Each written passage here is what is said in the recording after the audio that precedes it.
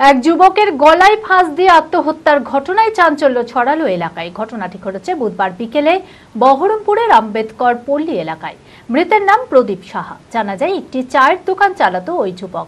মানসিক স্বাস্থ্যের জন্য সবার আগে যে নামটি মনে ভেসে ওঠে, সুস্থ মনের ঠিকানা মনোবীক্ষণ।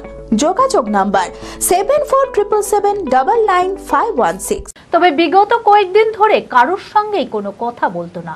এদিন বিকেলে ঘরের মধ্যে ঝুলন্ত দেহ দেখতে পায় পরিবারের লোকেরা।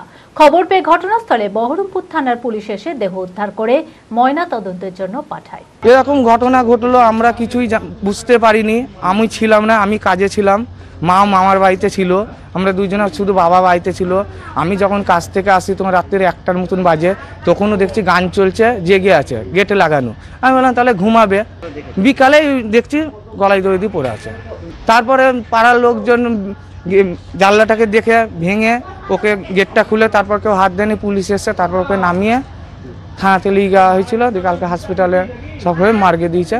সেটা আমাদেরকে কোনোদিন বলেনি, সেই বিষয়ে কোনোদিন কিছু বলতো না, আর ও অতটা কথাও বলতো না আমাদের সঙ্গে। ও যেটা করতো নিজের মতন। অর্ধসৈনিক ক্যান্টিন জনসাধারণের জন্য আপনার পরিবারের নিত্য প্রয়োজনীয় মুদিখানার সামগ্রী, বিভিন্ন নামি দামি কোম্পানির প্রসাধনী, ইলেকট্রনিক ও গৃহের সরঞ্জাম, ফুটওয়্যার, আরো অনেক কিছু অতি সুলভ মূল্যে পাওয়া যায়।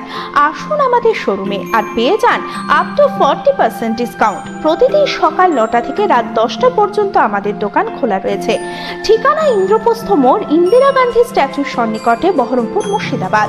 যোগাযোগ নাম্বার 7795212422।